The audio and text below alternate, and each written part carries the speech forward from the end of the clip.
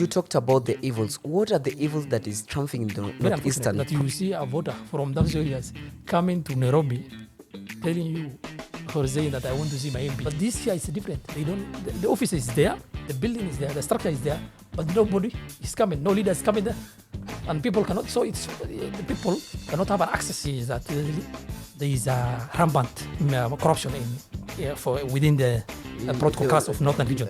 Political class of northern region. Political class. Yeah. Who are the political classes? These elected officials. Okay. The elected officials. Their main focus mostly is not to bring development.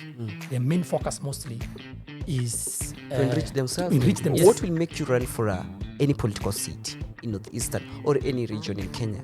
Why would you run? Well, the reason why we should run. You would. Yeah. You wish to. You wish to run. Yeah. One is to bring change, To bring change. transform the lives of people. Ah. You bring the service closer to people. But here it's different. This is Real Talk Republic podcast all the way from Kiafrika Studios, and of course I am Arego. And you've heard much about the northeastern province leaders neglecting their region or allegedly eating all devolution money and preferring to stay in Nairobi. Yet those in Isiolo, those in Wajir, in Marsabit don't have water and they're starving. And others are yet to even go to school. You know, grade 10 students are in school, but now parents say we don't have money. And then another headlines is that Trump says Somalis, US is not for you. But why? It is because of fraud, the alleged fraud in Minnesota, Minneapolis, and for the Somalis in that state are saying 3,000 years ago we were promised this state. And then Somalians are also feeling that their sovereignty, when Somaliland was recognized by Israel, is being threatened. That's why today I'm joined by Ismail Abdile, a youth activist, political analyst, and much more that he will tell us about himself. But welcome to Real Talk Republic podcast. Thank you, Arego. It's great pleasure to be at Africa Studio. Kiafrika Studio. I look forward that we make a very insightful conversation on the areas that we have touched. Most definitely. Yeah. Very interesting. Yeah, thank you. And by the way, if you are yet to subscribe, ensure that you click the button, your subscription, and subscribe to support us, because we need your support. And by the way, without you, we cannot reach this level. And without you, you cannot listen to Abdile. And before we roll on, Abdile, Ishmael, I'm going to read you a quote by Haile Selassie that said, "Throughout history, it has been the inaction of those who could have acted, the indifference of those who should have known better, that made it possible for evil to triumph." Should I read it again? Yeah, read it again because it's long. It's wrong. It's very long. Okay. Yeah. Throughout history, Yes. it has been the inaction of those who could have acted, the indifference of those who should have known better, that made it possible for evil to triumph. You get it? Exactly. Tango. That's a quote from the legend, the late Emperor Emperor Haile Selassie. Haile Selassie. He's a very used to be iconic. Very in Africa. My personal definition is, I believe he is touching about in politics there is indifferences. There is a lot of indifferences, but must always, those who are at the helm in the leadership must act for the interest of those who are serving. And if they fail, then it's just like a synonymous of an evil, where an evil thrives. I think it's all about the leadership.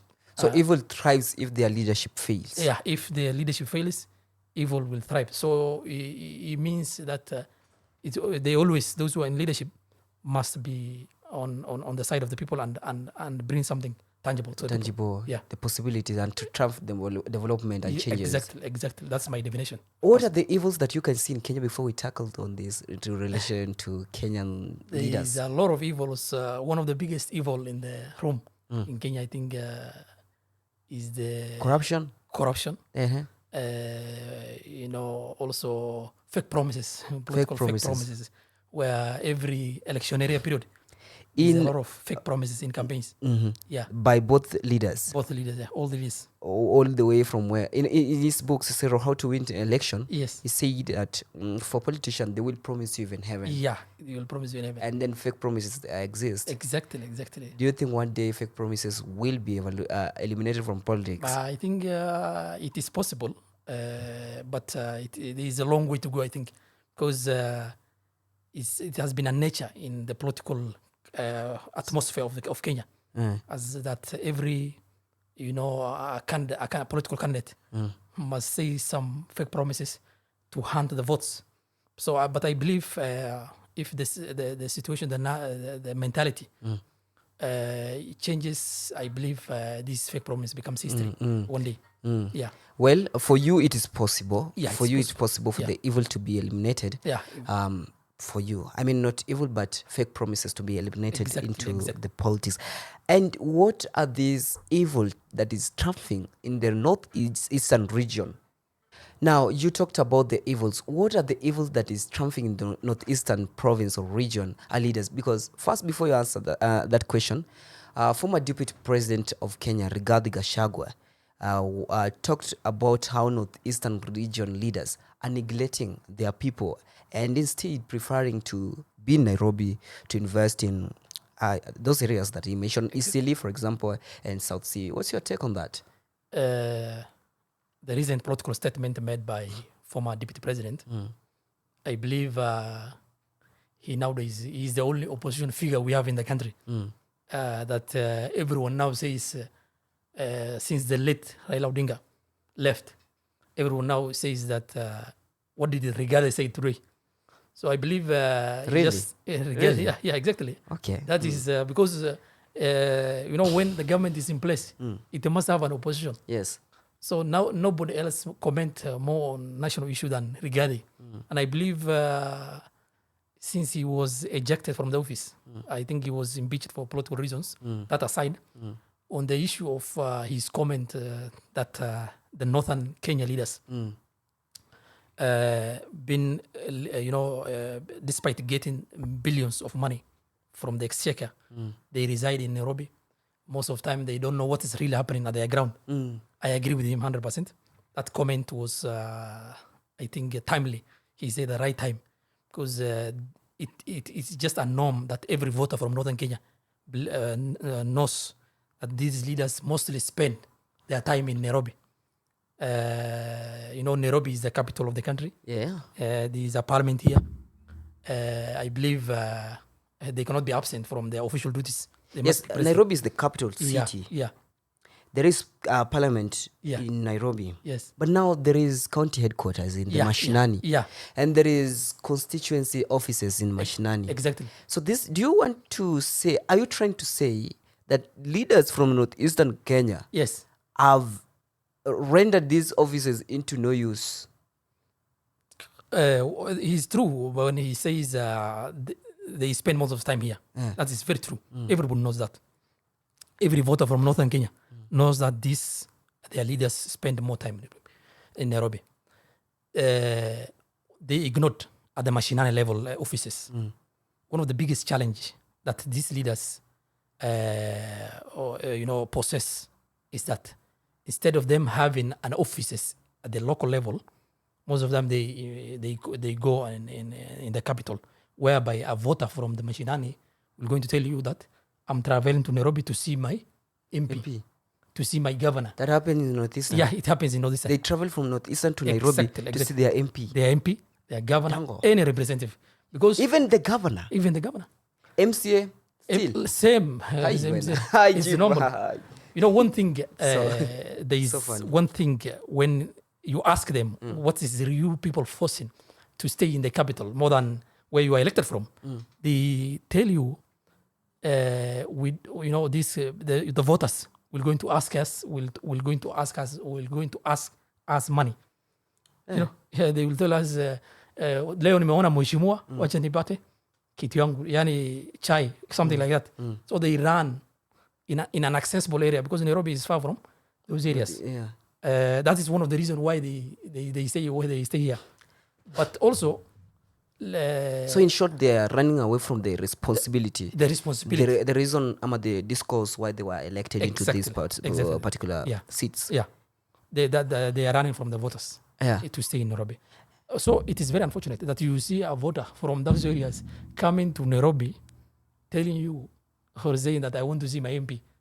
Instead, difference of the most of MPs or other elected officials from other part of the country is that they have an offices linked with to the people around the Mashinani. Like as we say on Sunday, the MP will come. Let every voter was something tangible, something to address, come. But this year is different. They don't. The office is there, the building is there, the structure is there, but nobody is coming. No leader is coming there, and people cannot. So it's the people cannot have an access to the leaders at the ground. So it is been forced. They have been forced to come to the Nairobi. To Nairobi for the other thing is that is also a side. The other thing is that there is a rampant corruption within the political class of Northern region. Political class of Northern region. Political class. Yeah. Who are the political classes? These elected officials. Okay. The elected officials who are currently serving in different portfolios. Their main focus mostly is not to bring development. Their main focus mostly is to enrich themselves, to run from poverty line. And when you ask them what is making you to use this money that's available, these taxpayers that are available to develop your region, most of them will tell you the kind of campaign I went under or I went through was very expensive. So I'm returning my money. That's that's also another challenge. So in those stuff happen in North Eastern. Exactly. You mean like I'm going to buy? Yeah. This is like an investment. Investment. Okay. It's like now, instead of now returning the money to the public, they are now returning themselves because returning the money to themselves. It's just like you are repaying debt. Because it's one of the most expensive campaign. Let me get anyone this. Can undergo in Kenya. Ishmael. Yes. Suppose you are running for a political seat today. Yes. What will make you run for any political seat in North Eastern or any region in Kenya? Why would you run? What the reason why we should run? You would. Yeah. You wish to. You wish to run. One is to bring change. To bring change. Transform the lives of the people. And make sure that you bring something tangible that people can access. You bring the service closer to people. But here it's different. Yeah. It's different because the voters themselves. We can't blame only leaders. We also need to blame the voters. Because during campaign time, if two candidates stood against each other for a certain seat, either of the voters will not go to. They will go to the competitor who has financial muscles. But also, when we blame the voters, we are including, I'm told that most of the decisions of Northeastern province or Northeastern region politics are made by the clan elders and councils of elders. Absolutely. Yes, they are the people who approves you. Yes. If today Ishmael wants to become an MP, he must go through that particular initiation and be endorsed like you can. Yeah. So are the elders also forcing the voters, the clansmen, to vote that particular candidate despite their reputation, or they don't have something to offer? This, but they're forced to. Yeah, it's true that elders are the political gatekeepers in northern politics. And this has happened through negotiation democracy. Every clan has to meet, sit down, and interview their own candidates and pick one of them. But the elders, instead of picking one who is capable, effective, they will go and endorse anyone who has more financial strength. So they are contributing negatively on the side of poor governance. That is something which is there. We know elders they are very important people. We don't make them irrelevant in the society. But when it comes to this politics, the political scenario of northern Kenya, they don't pick someone who is capable, who can deliver and transform the people. What they mostly consider, the factor number one, is your pocket. Is your pocket full with the money? If you bribe them, they will tell you, we have endorsed this certain candidate, clan X should make sure they will vote for this candidate. So the problem of the northeastern Yes. counties Yes. does not begin with their leaders. Yeah. It begins with the clans council of elders. Yeah. And they But have not rigged only council elders, but now the base. the component. They are component. Yes, they are component. the component. But I mean, like, how do you call it? The foundation Yeah. of this particular component yes. are the clan. Yeah. The clan elders, Yeah. because they have rigged the system against the mwananchi. Yes. Into their own interest. Like, Yes. we want this candidate. We don't look into what he is going to offer to mwananchi. Yes, yes. We look at his or her Financial muscles. Financial muscles, yeah. What does he or she offer to us? Yeah. For example, I'm Mzee Guyo. Yeah. And then I'm saying, like, me as Mzee Guyo, Yes. what does Ali have for me? Has for me. Yeah, what does and what Ali? will those elders, their own children. They also look not themselves but their family. When that leader who was endorsed through clan system, who came through bribery and was he was picked not out of merit, comes in and was voted in. Those elders will going to tell them, we are the gatekeepers. We are the one who have made sure you are elected. The reason why you are elected today, you are the office, is because of our blessings, political blessings. Take my son to that position and give him this and that, my daughter like that. So not the only, but now the biggest, victim here is the common voters. But they have one alternative. One of the alternatives is to reject whatever is Being offered. been offered by this and go for alternative. Today, if I want to vie for an elected position in northern Kenya, I just meet a certain youth from that constituency. I met with them and discussed with them that I have this vision for this constituency. Please vote for me. Don't look at my financial muscles. When I come in, I will develop. The biggest backlash, or disagreement will come from the elders. Your elders will go in the tribe that you come from, the clan that you come from. Your elders will tell you how did it become possible that you went through the elders and we have not passed us. So this has been a common gatekeepers who have been there, and they are the part and parcel of the problem that's really happening in northern Kenya. Are the youth coming with their solution against that? Yes. How? They tried, but this has been a norm that has been there. There are some youth who have defied these all factors, like this passing the elders, and went to the ballot. But does not beat the odds. Yeah. They don't beat the odds. Yeah, they don't beat the against odds. their elders. This has been there. So it need a lot of awareness. Yes. Civic education. Civic education, yes, exactly. Yes. That's what they need. Because the mentality of the voters is that It's already rigged by it's the already interest of the picked by few. the interest of these few individuals who are regrouping in the name of clan elders. Today, you are going to see in northern Kenya, in media, even I don't know if you see the media of northern Kenya, you're going to say, we as this certain clan have sat down and endorsed this individual. He is our flag barrier. He will carry our flag as a tribe. He will represent us and vie for this constituency. Others who were told to don't vie against this man, they were not, taken out of the race through merit. Yeah, I saw that. I also followed the politics of Yes. Isiolo. Yes. Whereby the Isiolo South, they have a by-election after the death of the late Muhammad.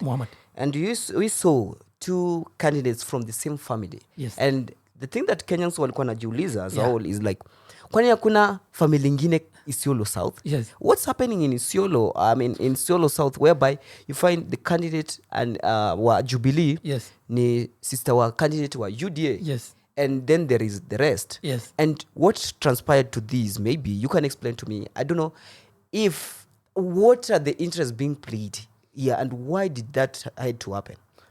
There is a certain protocol norm in northern Kenya, including Isiolo. Must be there too. No, must be. No, the system was rigged already. I told you the mentality of the Ohelas. We as the youth, we can change this system if we unite and we live beyond tribal lines and come for common interest. But there has been a norm. Not a norm, but I don't know how to describe it. But these elders and this family, that where any elected leader maybe has passed away, like the late Muhammad of Isiolo South.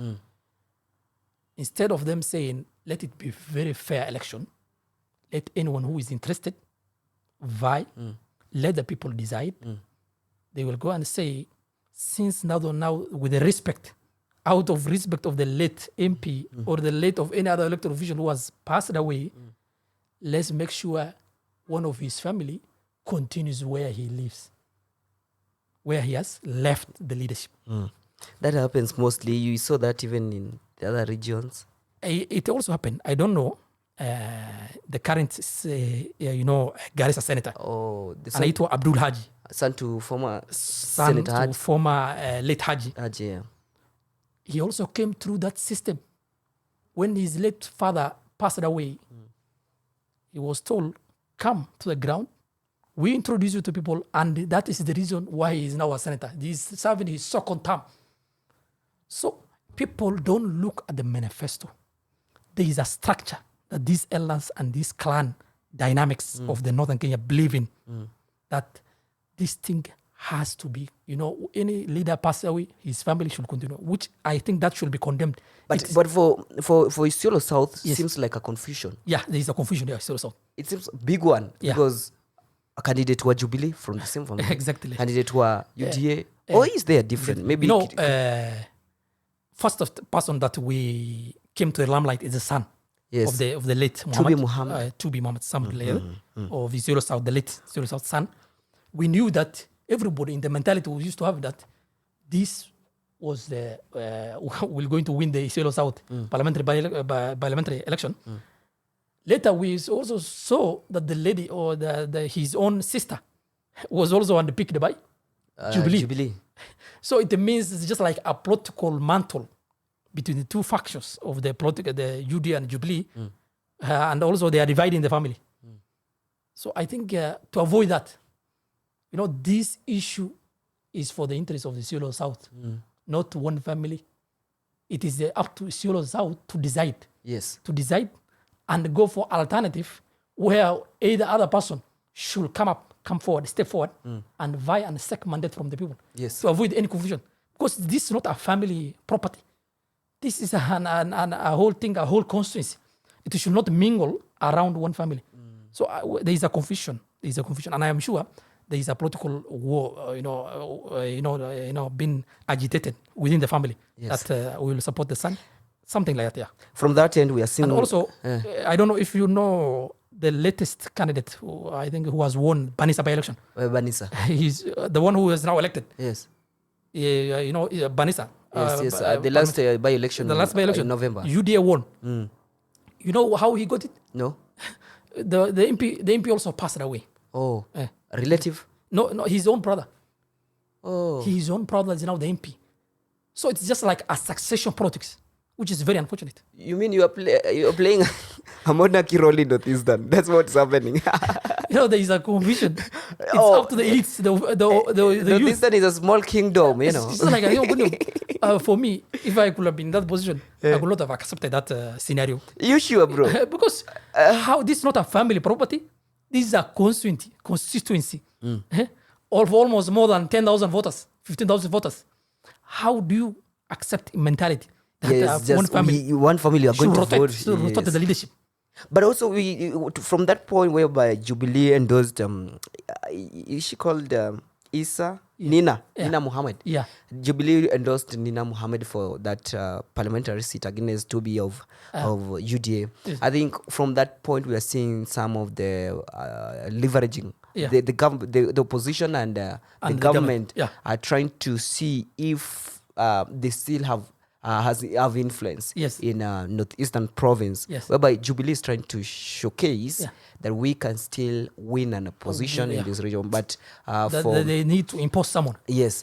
But for UDA, they're saying, no, we are still in charge. Yes. You see, UDA must, they have the state government. Yes. Any government, the ruling regime must impose must support someone so that people can feel their presence in that area. We can understand the UDA issue. Yes, we can understand the issue. But for the issue of Jubilee is also opposition that we can counter the regime, the ruling regime. ruling regime. Yeah, it's just like a political competition. But the government always, most of the time, wins the elections. I don't know. I Just don't know to if check this on is through the rules. system or people's love. Up to now. I don't know up to now. I mean, it all applies to strategies Because because one thing I have also seen in northern Kenya, politics of northern Kenya, if a governor picks a UDA ticket, every person in that from that county believes that this governor will going to win automatically. Why? They have the mentality that the government will support him. yeah, now So that's how the weak system is. most of the cases from the last elections from 2020, I mean, several election back, Yes. even before devolution, most Yes. of the cases you will get that the northeastern province Yes. or region of Kenya have been in favor of the opposition, Yes. voting opposition, Yeah, yeah. especially because they say Raila Odinga brought into their into consideration of their interest. Yes. That's why they had to pay back by voting Yes. him.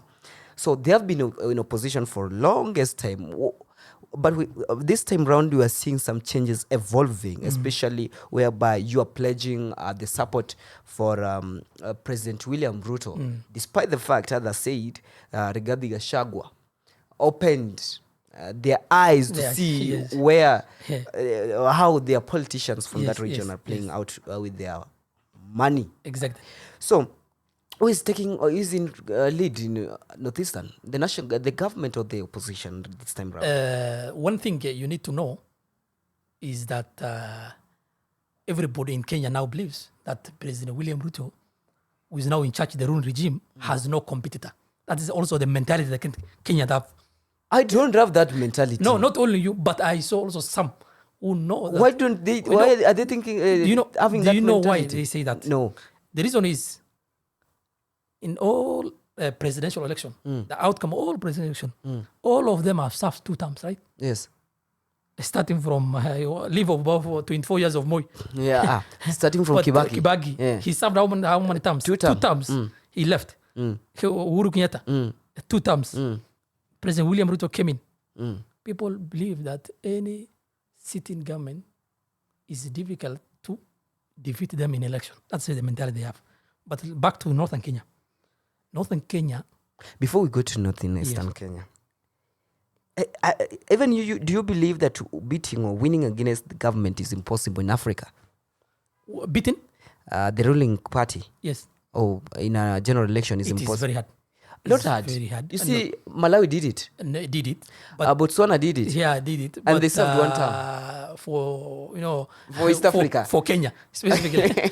For Kenya. Not for East Africa. Not even East Africa. We don't want even East Africa.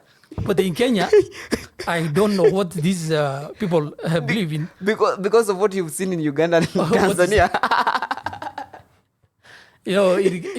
In Tanzania and Uganda is a different case, Okay. Because, in Kenya, Yeah.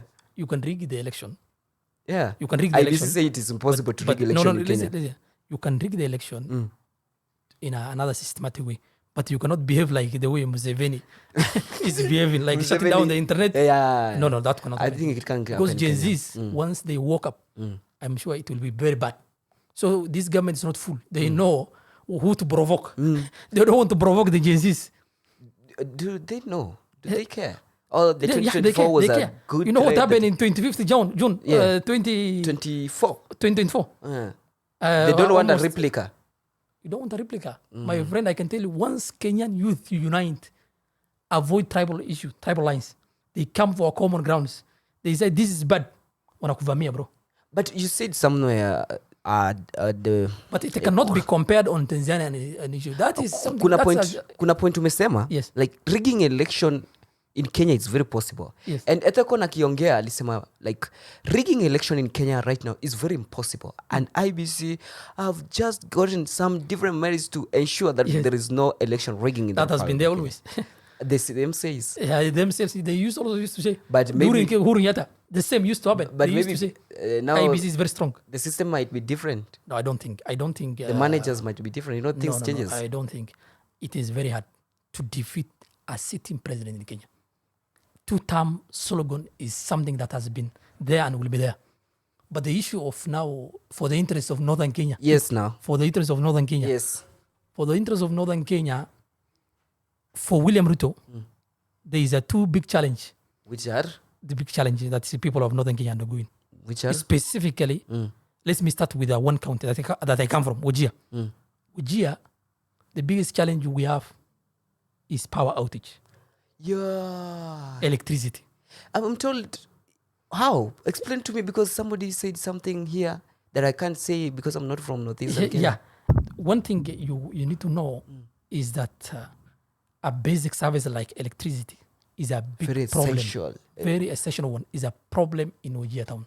If you go today, you decide to go to Wajir, you will not going to have an electricity for even 1 hour or 2 hours. 3 days consecutive, there will be no light. 3 days? 3 days consecutive. But there is connection, but there is no power. There is no. It doesn't connect to the national electricity grid. They are using diesel generator. Generator? Yeah, the diesel generator. The Kenya Power use diesel generator. And when you ask them, the KPLC officials, what is really happening in Wajir, they tell you the capacity. The capacity cannot handle. So unless it is being connected to national grid. So it is very unfortunate that a Wajir town, an example of a town like Wajir, if you go today, you cannot have an access to, some of them are disrupted, like Saba Caves, Baba, Kiozi, other health, also critical issues are disrupted simply because there is no electricity in the town.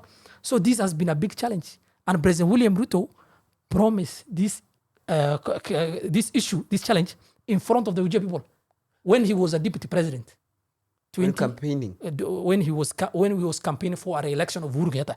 Re-election of Uhuru Kenyatta? Uhuru Kenyatta, and he was then the deputy president. Okay, President William Ruto will say that he did not serve. I think that video is up to now. No, he says that. Yeah, he don't know what's really happening. What happened from 8 agendas. Yeah, from 2018 up to 2022. Yeah, he says I cannot be held accountable. Yes. For what was happening in that regime. Yeah, but when the last time we went to that region, he promised and said that this electricity issue will be history. Up to today, there is nothing tangible. How many years? People are suffering. I think for almost 2 to 3 years when he was coming in for 2022. That time he promised. He said, is there a plan in Umeskia through rumors or naysayers that it's going to happen soon? I don't think so. These rumors has been there. Or the supply? Even before, okay, we are almost to 2027 election. Yeah. Let's say before election, yes, something might happen?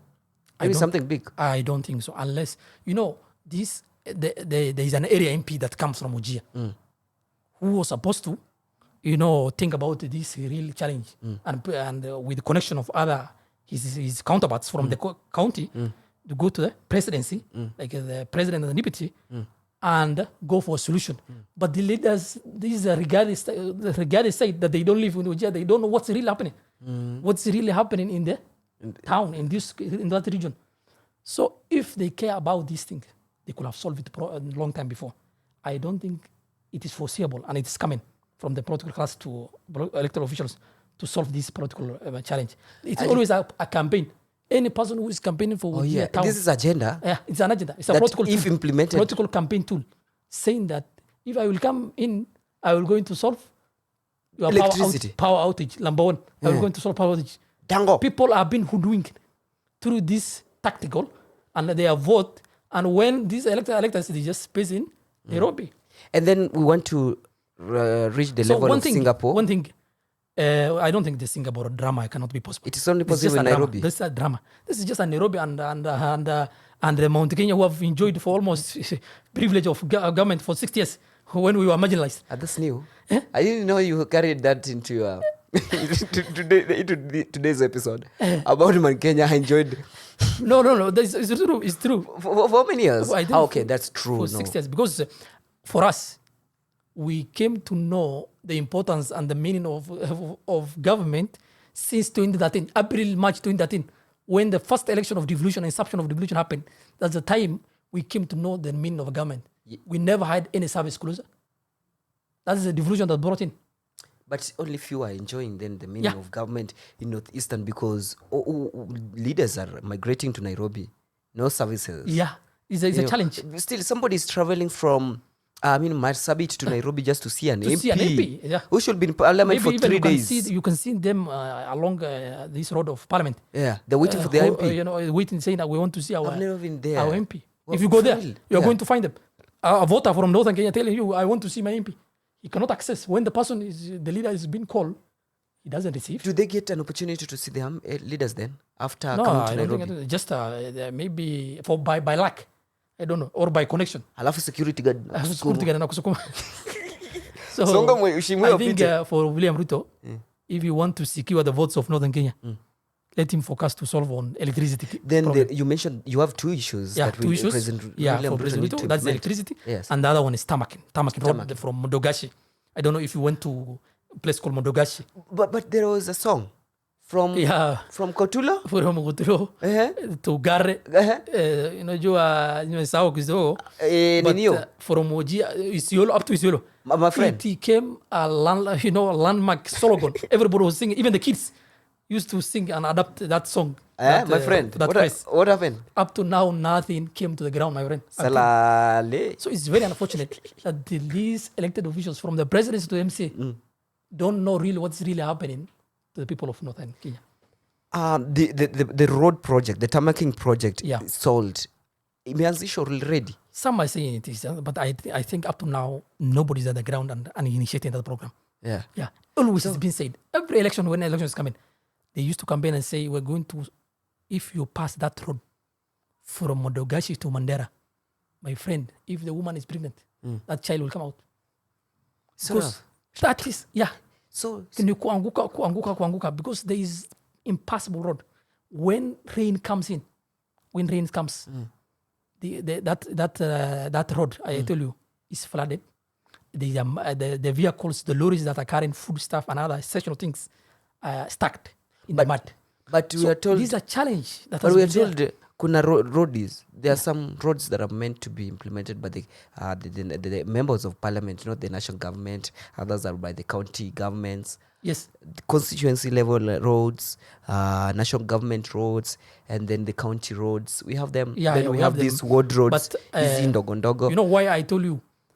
It's good to give credit where it is. Yes. Yeah, it's good. We cannot criticize the leaders. Yes. In every aspect. When I tell you, when Rigathi said these leaders from Northern Kenya mostly spend in Nairobi to enrich themselves, they don't know what's really happening in the ground, and he's encouraging them to go back to the ground and develop. There is something called devolution. Yes. Since the devolution came from 2013 to up to now, I think now it is 13th year. It is going for almost 15th. Once the election comes, I think it will mark 15th year. That is 3 consecutive elections. There is some tangible things that devolution has done. One, there is a count roads. Yes. Count roads. If you go to Mandera now, these are roads within the town. You'll be shocked. People never see infrastructure like this Tamakin within the town. They've within never the town. seen such. Yeah. Within the town. They feel very proud. They feel very proud to walk on this. How bad was it? I'm from a certain county whereby they have a cake like roundabout. But it's okay for us. But how bad was Marsabit that if they see a tarmac road in the town, they'd be like, oh wow. The government. No, that is how marginalized it was. Marginalized it was to an extent that people are now shocked to see Tamakin Road. Tamakin Road now visible. Some of the impact that the devolution brought in. Yes. One is the Tamakin Road. Yes. 2 is the hospitals. You are going to see remote villages within the county. There's dispensaries. Yes. There's a maternity ward. Yes. I know it is still lack the capacity in terms of hiring qualified health workers, in terms of bringing them on board. There is still challenges, but at least devolution has opened doors for the development aspect. But the leaders still, there is a big problem and a big elephant in the room called corruption.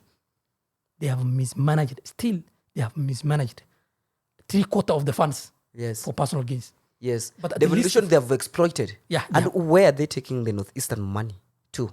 To Nairobi. Like Rigathi allegedly said, they live in Nairobi We have seen the martial muscles malls in Isiolo. Yeah. In other areas like South Sea, all of them are owned by these leaders. And The it's regard a- is true. Ah. Yeah, and at the same time, it is very hypocrisy. We as Islam, the religion of Islam, discourage corruption. Yes. Discourage corruption. You need Eating things public halal. resources. We normally encourage eating halal. Yeah, halal. But yeah. it is very unfortunate that the leaders who are representing the image of the people, They have forgotten about that. they have forgotten about that. Greed. Very greed, theft. It's very unfortunate. Very unfortunate. Yeah.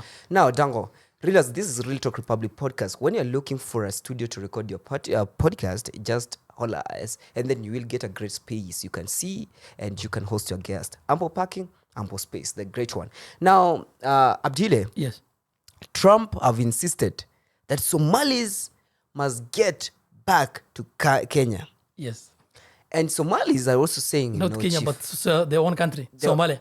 the Somalis, Yeah. the whole country, whether you are a they are race, native country. yeah, They are native. not just native, Yeah. just a Somali race, Somali race. because this is generalized in Yeah, America. generalized. They must be deported. Yes. And then the Somalis in Minnesota, to Yes. be specific, are saying, this state we were promised 3,000 years ago. I don't know where you brought that quote. Where did you brought that quote? I mean, they're saying it. You see, when you Have watch the algorithm, You watch the video. yeah, and they're like, IS is coming, IS, IS, and they say, how? 3,000 years? You see, yeah, man, I'm sorry. That's a great people. They are still undergoing the resist of Trump. Why will Trump go is on? very racist on Somalis. You know the reason why he's particularly targeting Somali Kenyans. Yes. Somalis. Somalia, generally. Yes, yeah, Somalia. yeah. So these that people, they migrated from Somalia. Yes. During civil war. That is from 1991. They came by legal. Many of them came through legal means. like for example, Ilhan Omar. Ilhan Omar is the congresswoman. And I'm seeing One of the most powerful. I don't. Have you ever seen any other community? Any other community from Africa who is holding maybe Congress, something like that? Yes, bro. Who is that? Holding Congress. Yeah, maybe who was elected in our Congress. Yes, this lady from Kisii. You don't know about her? But I think she's not powerful like Omar. No, Omar is powerful. You know why Omar Omar might is be very powerful? powerful. From my understanding of geopolitics in US, it is because you people are a majority now Yes. in Minnesota. Yes. Those who have migrated from Yes, Kenya. yes, yes. And then another thing on that is that you people are united. Yes. These are lessons in unaweza soma kwa Somali. You Somalis, you support each other. Yes, we that's, support each that's a lesson we learn from Yes, you yes, guys. we support each other. That's why you still have clans decision in the states in Yeah, America, yeah. where the clans are going to decide that this is our candidate to represent us in the Yes, Congress. yes. And that one costed you the New York parliament seat. Yeah, not in- New York. Not in New York, but Minnesota. Yes, in terms of mayoral position of senator. was a senator or mayor? Mayor, sorry, mayor. Position mayor. of a somebody mayor. called Jacob Fore Yeah. won it Yes. against a Somali guy. Because of indifference between the difference clans. within the Somalis now. The Somalis. Yeah, within the Somalis. Specifically the Some elders. have even allied and packed Jacob Yes. against their own. Yes. Yeah. Because the elders didn't prefer Yeah, that yeah, candidate. something like that. There was a division. Dango. Yes. And then the others, you've grown to have majority in this Congress, the Somali tribe Yes. in the Congress of the United States. Yes. And this one is itching President Donald Trump. But I watched a documentary by this famous YouTuber, Nick Shirley, Yes. where it was showing us how the Somali, alleging that the Somali tribe have engaged into fraud activities, including allegation to autism and daycares. Oh, sorry, Daystar.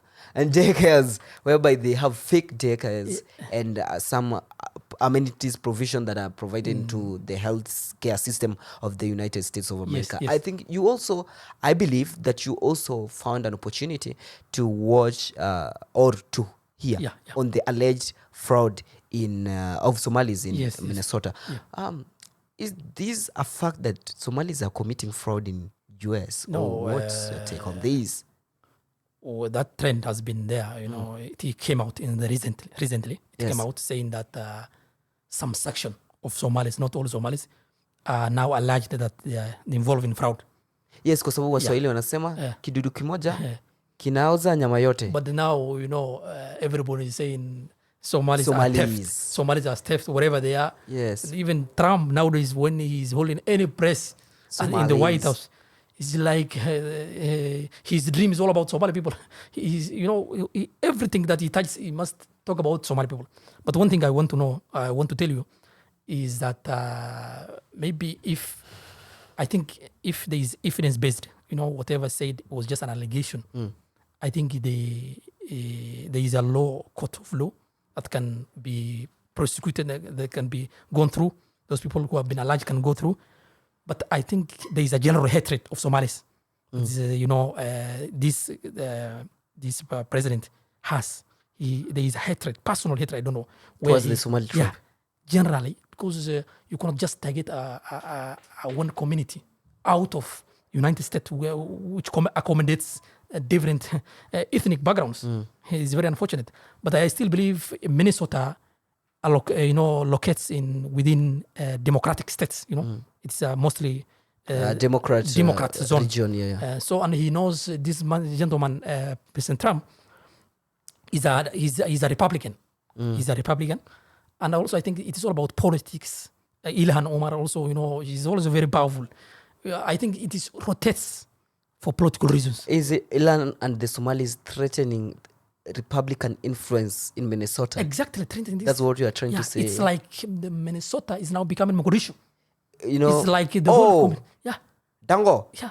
Because these people are growing in numbers. They are growing in numbers. Daily. They have thrived in every sector of Minnesota. How many these children? People are very jealous. How many children will an average Somali household have?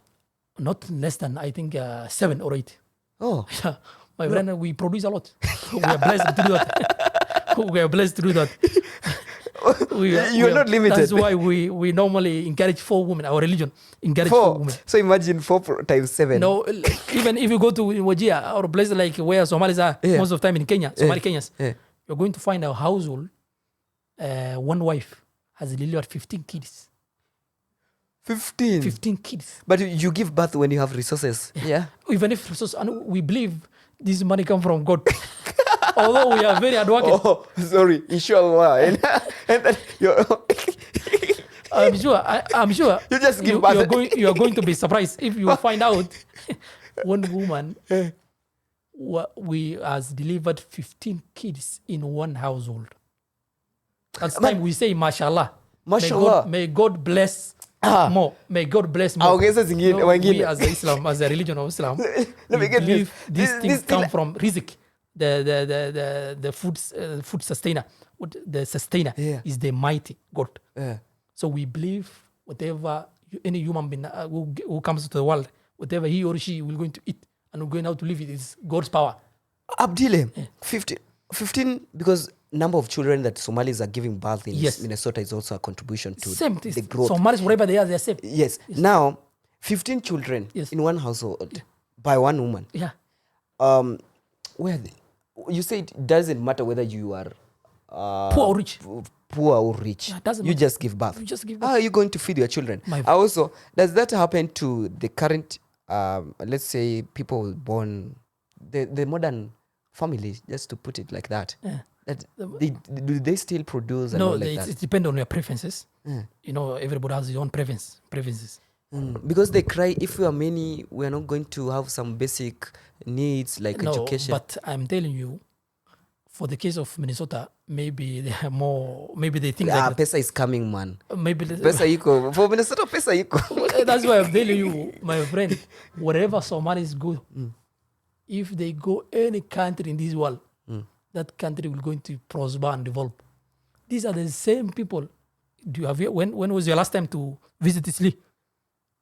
Last week. If you go to Eastleigh, you are shocked that this is another Nairobi.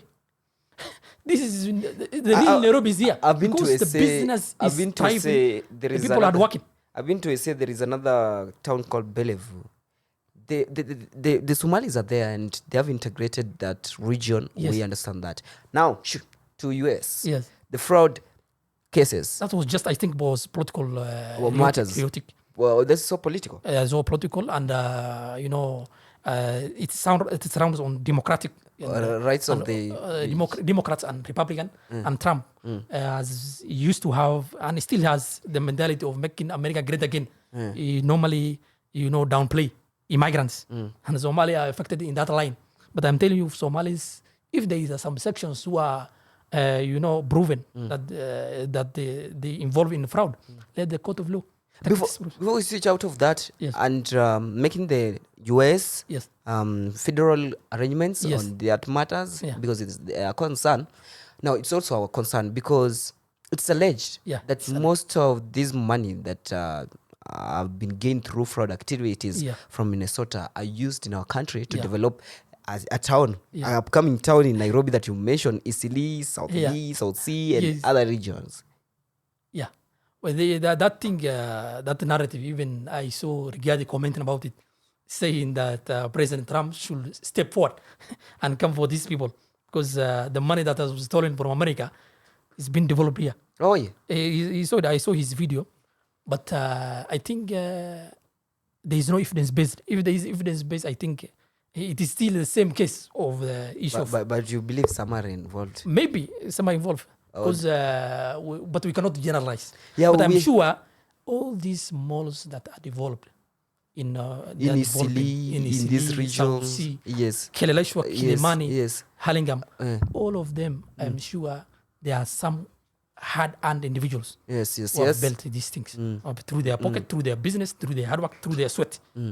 But still, there are there can be some culprits who have gone out of the law and brought some money that was stolen from outside. And I'm sure the investigative authority have the authority, the muscle, the ways muscle, to bring this forward, so that people should not tarnish the name of whole community because of few individuals. Yeah, that's my message. I think that's a great how you put it regarding the Somalis and the alleged frauds, as they have alleged that the Somalis are engaged in fraud from Minnesota.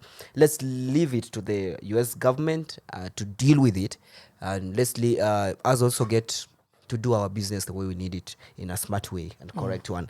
Abdile, now let's bring this. I mean, before I bring diplomatic matters, I forgot to ask you about the security matters in the North Eastern. Yes. There was allegations sometimes back whereby the governor of Marsabit wanted the national government to intervene on the Jubaland occupation in schools that they used as their military bases. And you know, Jubaland forces is just like a rebel group from Somalia. Yeah. You know, sometimes back, Al-Shabaab was very rampant in the region. The attacks ilikuwa kama hapo ndio place wameishi. How's the security in the region? Is that a matter of concern? The issue of security in the northern Kenya, specifically at the border counties like Mandera, Garissa, or Wajir, something like that, those areas, some places like that, the security is now not a big issue. There is enough security now. You know, mentality, we believe, ukienda North Eastern ni Al-Shabaab. You know, that mentality is no longer there. It's no longer there. That one I can confirm for you. Now priority is not much on security. People have, working with the security forces. And also we have our security forces also make sure in their safety. So for now, the main issue that people should discuss should not be security. I think the main focus now that these people are the voters of NEP and their leaders and anyone should worry about is the basic service. I told you, one of electricity in Wajir, which is the biggest challenge, and also the Tamaki Road. I think the government has done adequate, significant in terms of security. Northern Kenya, right as we speak, there is nothing much about insecurity. The issue, mentality used to say, I think 2015, when the attack of Garissa University happened, that there was a mentality that if you go to wewe kama Ngumu, utauliwa. Lakini for now, I think the region is very peaceful. I can visit. You can visit. Dango. You can even go out to rural areas and drink milk or camel milk. Yeah. That is very peaceful. Kenya is Kenya. Kenya is Kenya. But I told you, emphasize on this. Our issue is electricity and roads.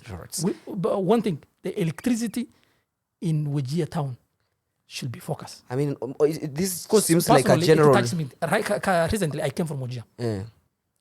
I got a scenario, an example. I decided someone told me, who's in Nairobi, told me, scan for me document. I went to a cyber cave. You know, you must say what you experience. Yes. Yeah, so to make it a reality impact. When I went to the cyber cave, the cyber cave said there is no electricity. I was shocked. A whole town.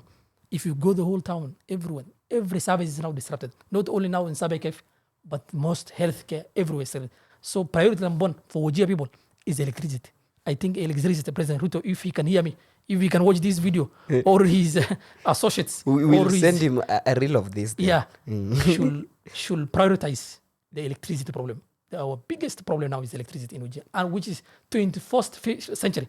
People are talking about basic, and Kenya want to go to the style of Singapore. Singapore, first world country.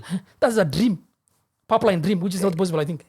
Maybe perhaps there are some outlines that President William Ruto will put into place and to ensure we reach there. Now, on diplomatic matters, Ismail Abdile, let's talk about Israel. Yeah, they were in Somaliland, and they recognized. Somaliland have been fighting to be recognized by countries. And I'm going to read you, before I pose you this question, I'm going to read you countries that have recognized Somaliland, partially or fully. We have inclusion of UAE, Ethiopia, Kenya, and now Morocco. Yes, USA, partially, ish. They're yet to declare. And Israel. You now get the list. Yeah. Kenya, Kenya, we have ambassador in Hargeisa. I think the one of Kenya, I think Kenya has retreated on that issue. Have retreated? Yeah, they have not focused more on Hargeisa. On Hargeisa, because I think there was a protest from Garissa once that it came to a limelight that Nairobi is recognizing an embassy. The envoys are in Hargeisa still. But I don't think so. It is there, maybe, but it's not. I don't think it is powerful. There is normal countries' relationship. Okay, towards tackling the big elephant in Somaliland. Yeah. What of UAE? UAE is a foreign power. United Arab Emirates. Yeah, United Arab foreign power that has an interest in Somaliland.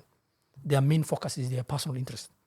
One is in terms of military strategic, also maritime. There is a Red Sea. Also, there was a port called Barbara. So the main issue here is self-driven, a foreign power self-driven. But there is one thing that you need to know, is that Somalia, before this division came, Somalia used to be a united Somalia. But after this civil war happened, these people from Somaliland, capital in Hargeisa, believe that they were specifically targeted. There's a certain tribe who lives in Hargeisa. Somalis themselves, they are divided along tribal lines. Yes. We are not just Somalis, but we are also divided. Generally, we are Somalis, but we are divided along clan dynamics. These Hargeisa people believe that they were genocide. The regime that was there, led by the late Siad Barre. Have you heard? Siad Barre. Yes. Of specifically massacred their people. They were out of provocation. They have decided now to work on being an independent country. But that aside, Somalia still believe that Somaliland is a federal member state, and any country that deals with the Somaliland without any approval from Mogadishu administration is illegal. And they are, they are breaching the sovereignty and territorial integrity of Somalia. That's what they believe. Recently, the new development was that Hargeisa recognizing Somaliland as a full statehood. That's what Israel said. Even they have sent their own foreign. Yes, I was coming to that. Is you are talking about Israel? Yeah, Israel. Yeah, Israel recognized Hargeisa administration of President Mohammed. Yeah. They sent an envoy. And what's the interest of the Israel? Israel, same applies to this. I told you, Somalia as a country, it locates a very strategic place in terms of, this Indian Ocean. I don't know if you heard this thing. This Indian Ocean 1,000 years ago. 1,000 years ago, Indian Ocean used to be called Somalia Ocean, because majority of the long coastal lines is part of Somalia. It locates a very strategic place that every foreign power is interested to invest, get their own personal interest. So the interest of UAE and the interest of Israel is one and the same. They are personal interests. Those foreign powers are personal interests. But when they recognize Somaliland as an statehood, there was a backlash, demonstrations all over the world, and I believe that will not work. Now, Yeah. in Africa, there are nations that fighting for the succession. We have Francophones of Cameroon. Yes, We have the part of Western Sahara, and then Somalia. Where Somalia, they're saying the Somaliland, Jubaland, and Puntland, they want to be an independent state. No. Don't be confused. Don't be confused. Why? You are confused because this issue of Somaliland has been there for a very long time, from 1991. The issue of Puntland and Jubaland is not about second statehood, independence, or international recognition. The issue is a difference with the administration in Mogadishu, led by President Hassan Sheikh. Oh. There is a political differences. So what's the interest of creating a rebel group then? Rebel group is the rebel military. Rebel military of Jubaland. Jubaland. Yeah. No, that's why I told you there was a political internal differences. Oh. Internal differences. If an example, these states, Puntland, Jubaland, Somaliland, or case is different. The Somali case is different. Somaliland, they have their own currency. They behave like a whole military, whatever. There's also some other countries who are dealing Somaliland independently. I think even their own airspace, they have their own spaces, they control everything as a country, just like Kenya. But that still, the Somalia did not say Somaliland is not one of us. They are calling for unity. They are saying Somaliland is part of Greater Somalia. You know why they say Greater Somalia? There is North Somalia. That is Somaliland, North Somalia, Somaliland, which is now saying that we want a state nation, and there is a South Somalia. And then there's Central. No. South and Central is just same. South and Central is one and the same, but it divides on two: the Southern and North.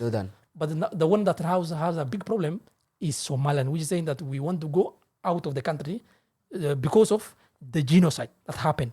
But these guys from the leaders of Puntland and Jubaland, they have a political difference with Mogadishu. And I'm sure in case another president comes in, like Hassan Sheikh leaves, another president comes, they will work. The difference will be sorted. They will be sorted. And that president will work with them. And the country will they will no longer say, we are out of Somalia. They just say... Somaliland succeed? I don't think so. It's very hard. But they are trying all means possible from 1991 up to date. But they're almost succeeding. No, because once the United States, the elephant in the room, believes that Somaliland is a state member of federal Somalia. Leave about Israel.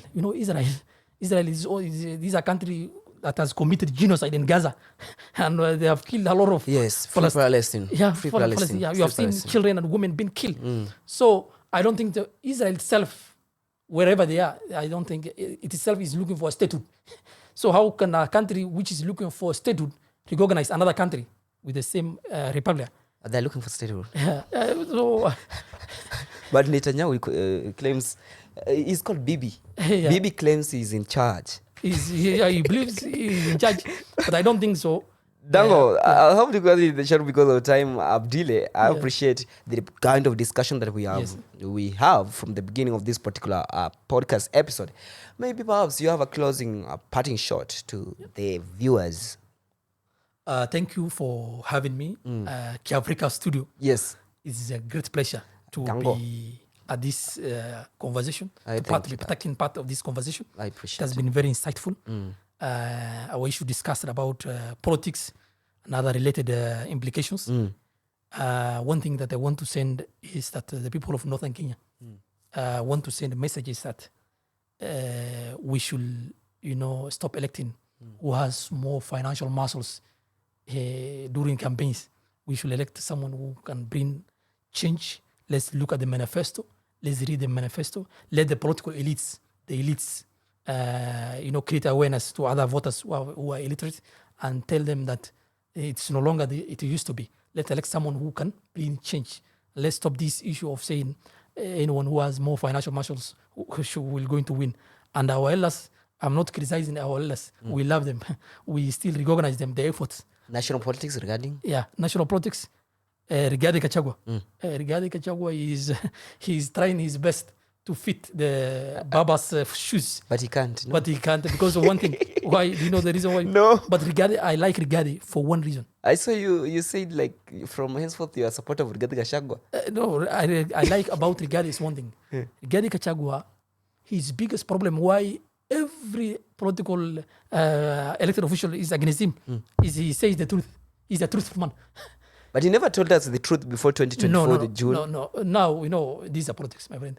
This is the time to tell the truth because he's out of it's the nature of politics, that one. Then we know who he is. He's not with the interest. But one thing, no, he's not for the interest of the people. Yeah, but he's for own selfish yes. gains. I know that. But so far, everyone at the remote village in northern Kenya is saying what did Rigathi Gachagua today say against the government. Wallahi. So same. So he's more on national politics. More on politics. That's what he. Then he's gaining limelight in Northeastern. Yeah, he's gaining limelight, but he has one problem. He has one problem. What's that problem? What the problem is? But he also said that it's not the way people think. That he specifically targeting like Trump style to Somali. Oh, yeah, you know he makes some the people from some comments, yeah. some mentality like that. But when I checked it and analyzed, I saw that he just telling the leaders, the elected officials from the region, behave. But the leads are threatened then. Yeah? The leads are threatened. Might be threatened by Gachagua. The leads of the Somali. The leads. Yeah. And the cartels or deep states. Yeah. They were saying that he has mangled his lead business. His lead business community saying this guy is not for our interest. You know, there is but whatever he's in the national politics, he's still at the image of the national politics, and he should always focus on something that unites the country. Not only align himself into as a Mlima kingpin. That's my message. I know, when we are partying over here, there is whereby the people are praising Ndini Nyoro and doing such. Then I was cautioning people also not to talk much about a Lagos song. I know. Yeah, Lagos. But we have to know this one. When we are signing out, it is like, according to Voltaire, he said, it is always dangerous. Yes. Dangerous. Yes. Dangerous to be right when the government is wrong. Yeah, when the government is wrong. Dangerous, according to Voltaire. It's always dangerous to be right when the government is wrong. I don't know how you translate that one. But according to you, I'm sure you take care. This is Real Talk Republic podcast all the way from Kiafrica Studios. Thank you very much, Ishmael Abdile, for being with me at this particular studio, sharing the highlights of the happenings in Northeastern Province, from your leaders to Gachagua, and then to the local politics and how it is, and diplomacy. Yeah, we've interacted basically on much, and then times are coming. We are going to meet again. This is a great move, and procedures will be taken. Thank you. Thank you for watching till the end. This is Arego. Till next time, Dango.